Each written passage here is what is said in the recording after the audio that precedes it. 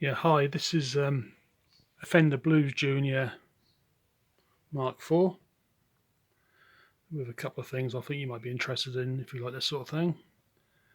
A couple of years back I fitted an adjustable bias trimmer to the circuit, so that's fine, but what I really want to point out to you today is these issues with these sub circuit boards here where the valves are mounted, the sockets are mounted.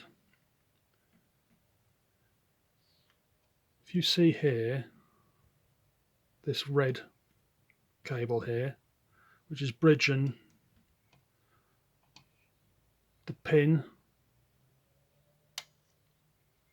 of this first wire here, this first cable, which is the anode plate supply, and it's bypassing this trace, this green trace you can see here.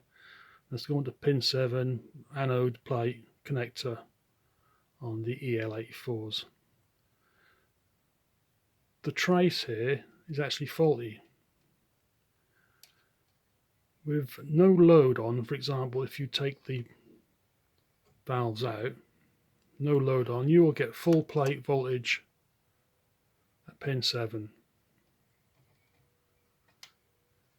Put the valves back in, fire up, and with your multimeter set on volts, 600 volt scale, you'll find it just collapses. It won't take any load.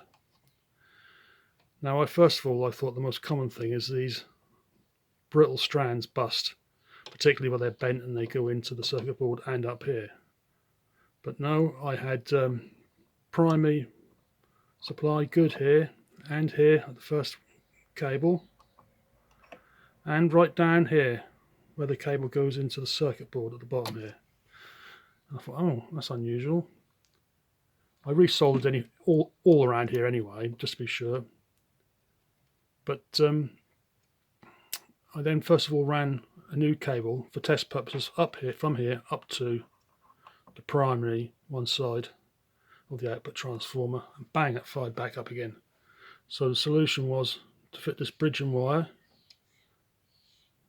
which basically replaces the trace, which is no longer serviceable underneath. It just goes to show how dodgy these boards are. Very, very dodgy indeed.